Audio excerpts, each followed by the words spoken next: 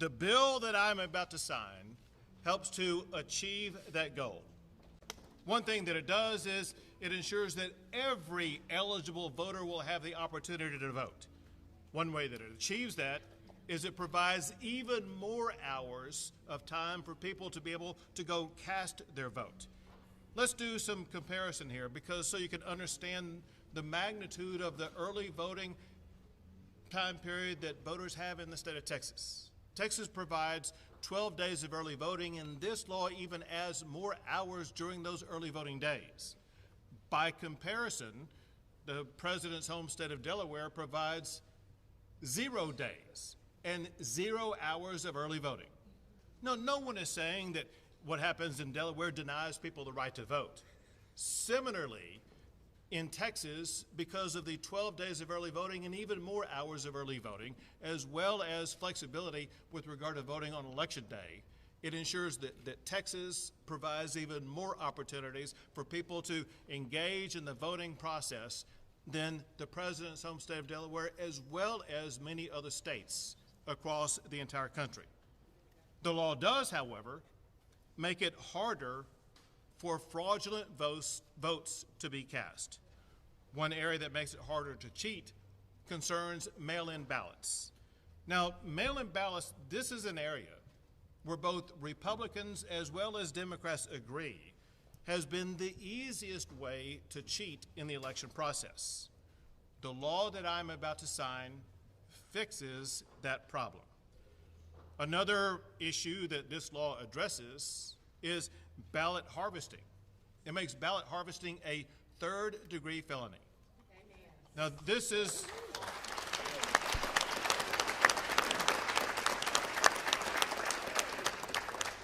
ballot harvesting is a serious problem in the state of Texas, and that comes from a federal district judge who was appointed to serve in Texas by President Barack Obama.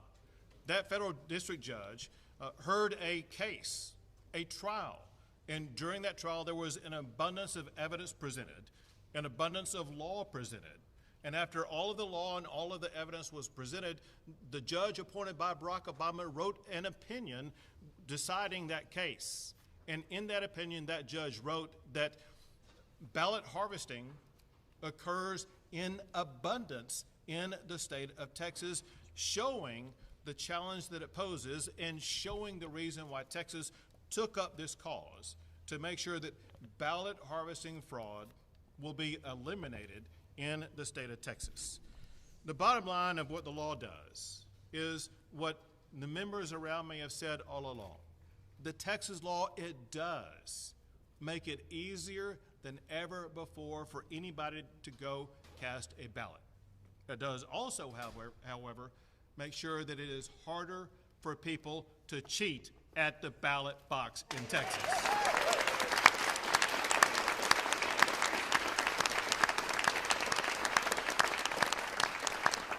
I want to thank the Lieutenant Governor Dan Patrick, Speaker Dade Phelan, Senator Brian Hughes, and Representative Murr, as well as the Texas legislature for their tireless work in session after session to make sure that we got this across the finish line. We have with us, and I hope I'm getting everybody, also we have Representative Doc Anderson, Representative Cole Hefner, Representative James White, Representative Keith Bell, Representative Travis Clardy, as well as local Representative Matt Schaefer. We thank them for being here.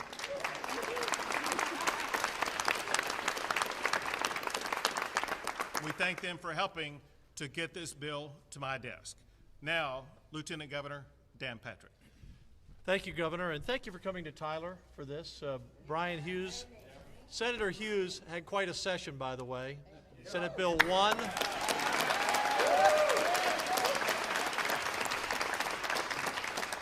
Senate Bill 3, Senate Bill 8, and Senate Bill 12, was it? Yes. 4 cornerstones of conservative policies that will help make Texas stronger. Quickly about this election bill, and I want to thank Representative Murr and Senator Hughes for getting this across the finish line. You hear the media, I'm sure no one here, the left-wing media, you hear the Democrats say it's tough to vote in Texas. Well, that's just a lie.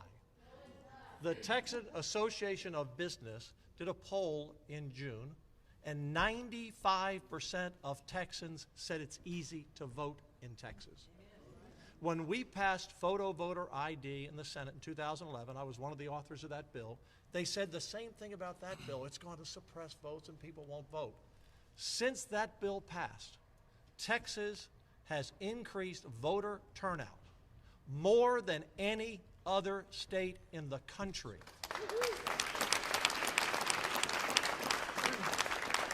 We have increased, Governor, this is amazing. We've increased turnout in the gubernatorial election from 2014 to 2018 when we ran by 76%. There were 5 million people who voted for Governor Abbott and myself. I'm talking about all voters in 2014, almost 8.5 million in 2018. You don't hear that from the left. You don't hear that from the Democrats. We've increased voter turnout in Texas by almost 40% over 10 years, and the participation by registered voters. 10 years ago, it was about 58% of all registered voters, and in this past election, it was almost 67%. So I don't want to hear this nonsense and the lies that we continually hear that it's tough to vote in Texas. Texas turns out voters because they have confidence that our elections are always going to be fair, and Senate Bill 1 will give them even more confidence. We want to see more people vote. We want to see them vote fairly, and we don't want the cheaters to undermine our elections. So that's what Texas is about, turning out people to vote and making sure the elections are fair and honest and cheaters are caught. Governor, back to you. Thank you. Well, we are delighted to be in the district of Senator Brian Hughes today, which I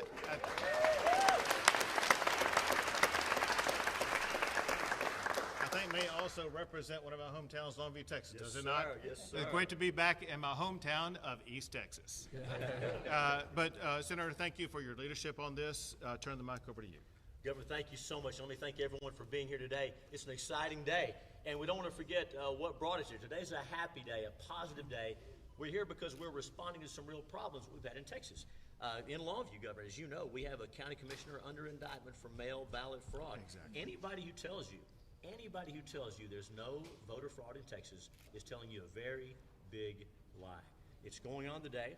This bill deals with that. As you know, over hundreds of counts pending against dozens of defendants. And let me just give one example as I close my part, just so we know this is about real people who are trying to vote. This is about people who are trying to cast their ballots, but cheaters, ballot harvesters, bad actors, paid political criminals are trying to get in between the voter and their ballot. This is sworn testimony from a trial in Hidalgo County. This is from Ms. Cavazos. She's a first-time voter. She's explaining what happened to her with someone who she thought was there to help her. And here's what she says. I'm going to quote her sworn testimony. She says, and then I go to the polling place, and Marcella goes up. I go to the polls, and Marcella comes up behind me. I had the intention of that she was going to assist me, how to do those things, because I didn't understand that machine. So she started punching in the machine.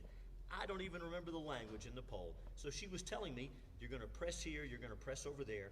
So I saw that she put it in favor of the team she was on. And here's how the voter concludes. This is her sworn testimony. She says this vulnerable early voter new to the process. She says this, so I had the idea that she was giving me like a tour of how to do those things and that she was going to leave.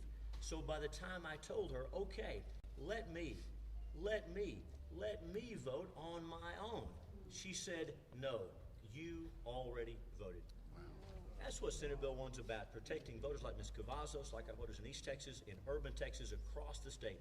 We have a great system in Texas. This bill will make it better, protecting voters, letting them cast their votes. How does this bill make it easier to vote? In addition to what you've already heard, if you're in line now during early voting, you show up at the polls and the polls close, under Senate Bill 1, for the first time in Texas, you must be allowed to vote. What if your job does not allow you to get off work to vote? On election day, your employer has to let you off, but that's not true for early voting until today. Because when the governor signs this law under Senate Bill 1, that same protection for working people, for real people, will be extended to early voting. So many things we could say about how it makes it easier to vote, and yes, harder to cheat. We know that voters of every race, every demographic, every region of the state want their votes to count, to be counted fairly. That's what this bill's about.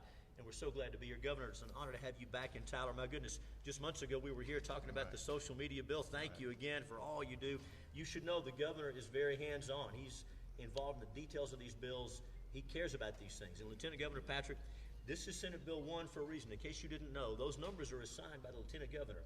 He gave this bill number 1, highest priority for the Texas Senate and the Texas legislature. Governor Patrick, and Governor Abbott and Governor Patrick continue to push these forward, ignoring what we heard from the woke corporations who hadn't read the bill, ignoring the national D.C. talking points, and protecting Texas voters. The right to vote. I know we have people here who've worn the uniform. I know we have some that I know personally. The right to vote is too precious. The cost was too high for it to go unsecured. And so Senate Bill 1, easy to vote, hard to cheat. So thankful, so proud to be here today with each one of you. And let me thank each one who made phone calls, who made visits, who prayed, who got involved. In America, the government works for the people, and your voice matters. And I'm so proud to be here sitting against the Representative Andrew Murr. Known Representative Murr for a while. We hadn't worked on a big bill together until this, and I hope you got to watch him present this bill in front of the House. If not, it's worth a look to go back and look. You should listen to his closing remarks. He talks about an election fraud that took place back in the 1940s, and he might not be here but for that. He may not talk to us about that today, but I'm so thankful that he is representing the Hill Country in the Texas House, and he shepherded this bill through the process. He and the excellent members behind us got this bill and saw it through. And so I'm going to yield my time now and recognize Chairman Andrew Murr. Welcome to time. I appreciate the opportunity to be here with Valor, and hats off to Governor Abbott and Lieutenant Governor Patrick and Chairman Hughes. We couldn't have done it without any of you. All of you were engaged in this process, and I appreciate the opportunity to work with my House members to bring Senate Bill 1 before you today. I'll just point out, I don't want to beat a dead horse here, but Senate Bill 1 increases access to voting, provides safeguards to ensure that all legally cast votes are counted, updates outdated election codes, and provides a basis of uniformity and consistency for all voting jurisdictions, while still giving our local jurisdictions, our local governments, the flexibility they need to adequately address their constituents' concerns and needs. And so, hats off to everyone for making this a reality. Couldn't have done it without my colleagues behind me. Senator Hughes, congratulations.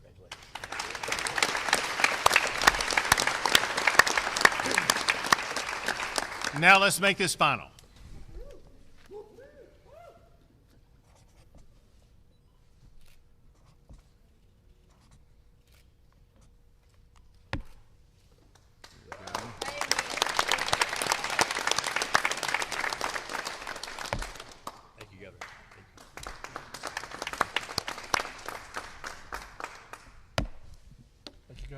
Election integrity is now law in the state of Texas.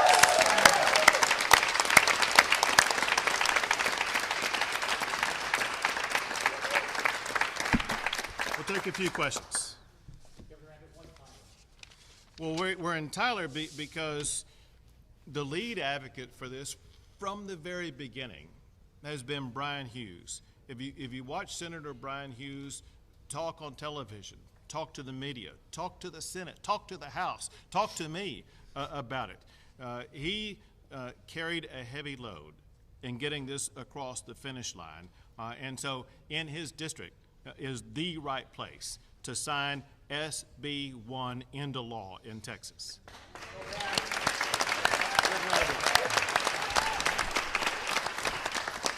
Governor Abbott, parts of the new laws are already being challenged in court. Are you worried that parts of this could be overturned? I'd be astonished if a law like this was not challenged in court. We've seen it happen whenever laws like this are passed.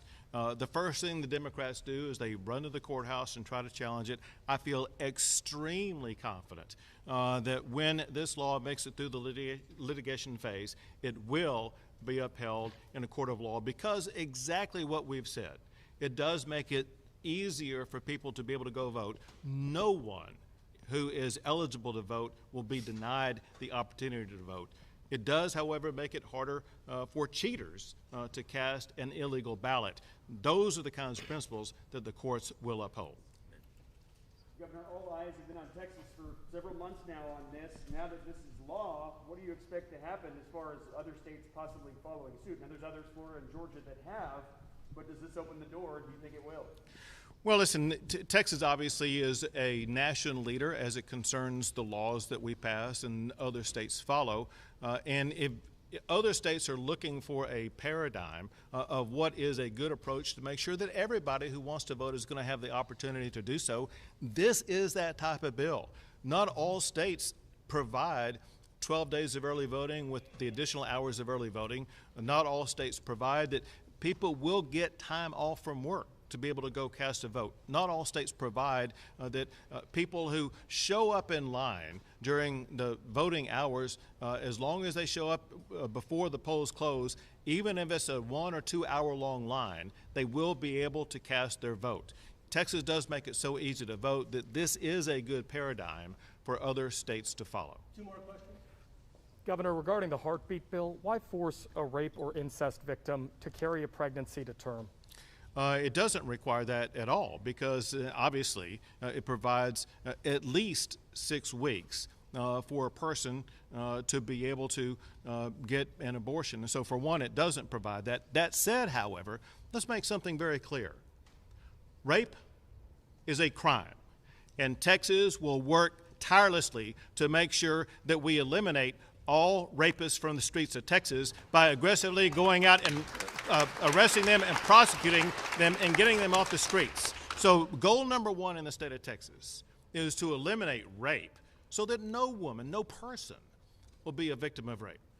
But in addition to that, we do want to make sure that we provide support for those who are victims of rape. And we have organizations that we as a state support, that others support, to make sure that anybody who's victimized that will get the support they need. Are you planning to increase support for those moms once those babies are delivered? Absolutely. Last question. Governor Abbott, I want to talk about Baskin schools. One of the largest districts in East Texas, Lufkin, is enacting a mask mandate for staff and students today.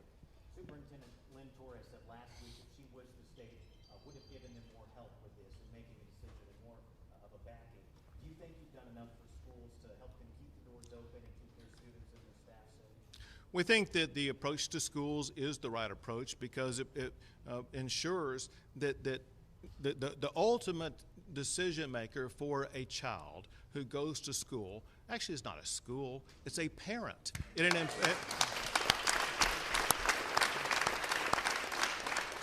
What the state standard does, it prioritizes who must be prioritized, and that is a parent.